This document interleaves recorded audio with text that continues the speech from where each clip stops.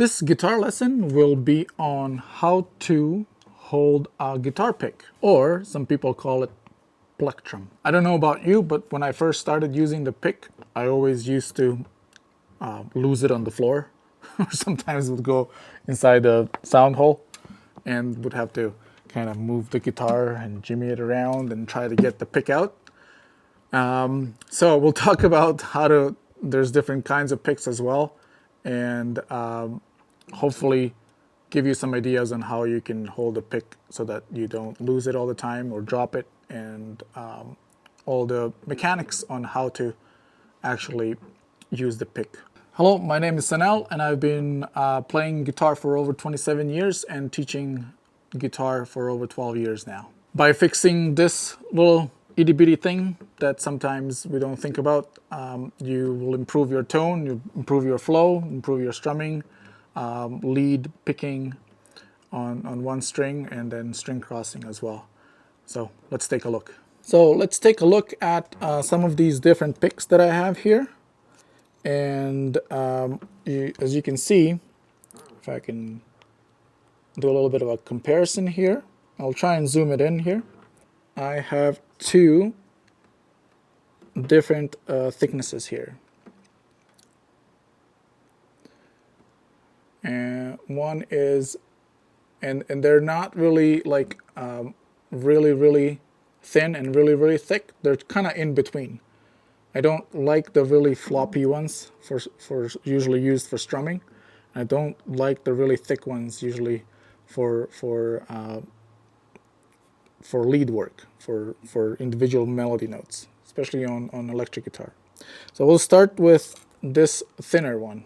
So it's a little bit more flexible, and you can test out and see what you like the best. So this one doesn't have any grip, and we'll talk about grip later. And this one does have some grip here, and we'll talk about different advantages to that. All right, so how to hold the pick. So your index finger, you want to put your pick on top of your index finger this way. So it goes something like that, and it's kind of curled here. So it's not like this, it's not straight on. It has a little bit of a curl where it sits. And then your thumb comes on top of that this way. So what we want to be kind of looking out for is how much of the pick is going to be on the string. So when you actually start using the pick, you don't want to use too much of it on the string. So we'll talk about that. That's the most important part. The next part is the angle of the pick. Let me demonstrate with this one here. It's a little bit easier to see. So the index finger is curled, and the pick goes on the top here, and you can see that this triangle end needs to. This is the part we use for the actual picking part, right? And then the thumb goes on the top, so it looks like that. There we go. That's much better than the other one. All right, so when you actually play the string, you want to use, you can see how I'm using just a little bit of the pick there. Like that.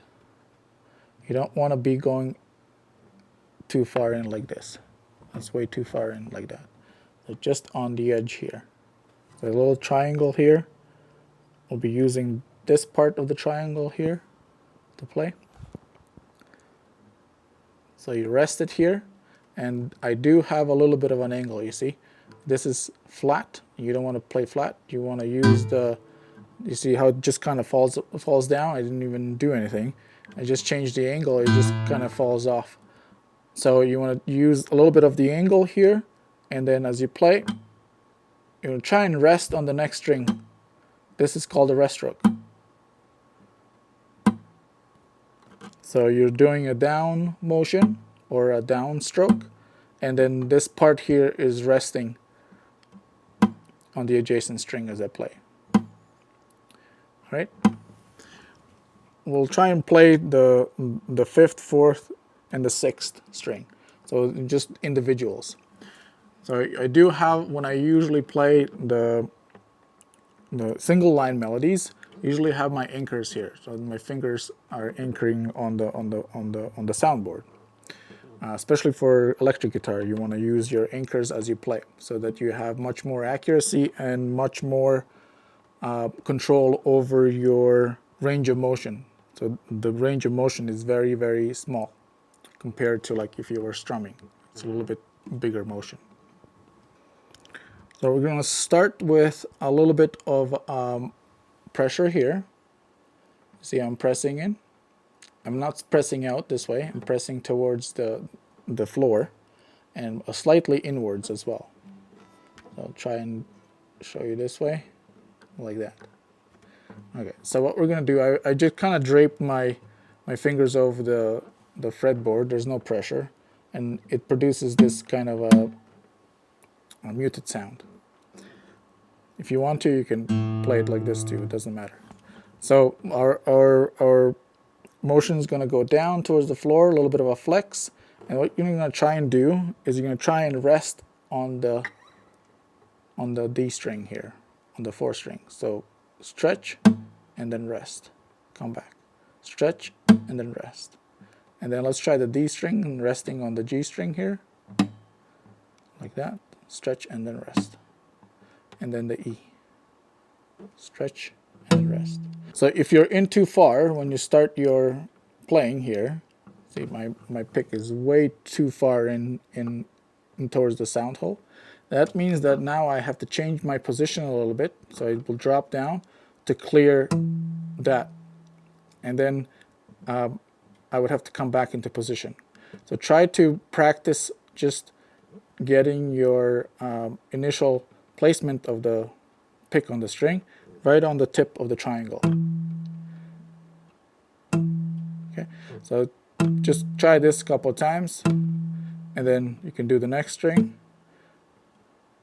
And you want to try and stay as straight as possible. So what I mean by that is you're not coming out and then in, out and then in. It's more kind of a downward motion for playing individual strings. Okay, and then do some string crossing when you're ready. So practice this a little bit, and then string crossing would be you're going to be skipping a string. So if I play the 6th string, I'm going to skip the 5th and play the 4th, or 6th string and skip and play the 3rd string and then rest on the 2nd, and so on. So you can do all kinds of skippings here. And so on. And try to remember that you're try to be a little bit more relaxed. Try to be relaxed as you're moving through here. As you practice with your pick, and as you're getting used to the pick and holding it, of course you want to be testing different thicknesses of the pick for your strumming, and then different thicknesses for your individual note playing. The most common beginner mistakes is just being really tense and holding it and gripping it really tight. Common kind of a mistake is going too far in, right? So you want to be just taking your time and finding the string and then doing the follow through here like this. Also, you can go the other way, is when your grip is too loose and it's kind of wobbly as you play, and it's just about to fall off. So try to have a tension in between, so not too tight and not too loose, where it's just kind of moving around.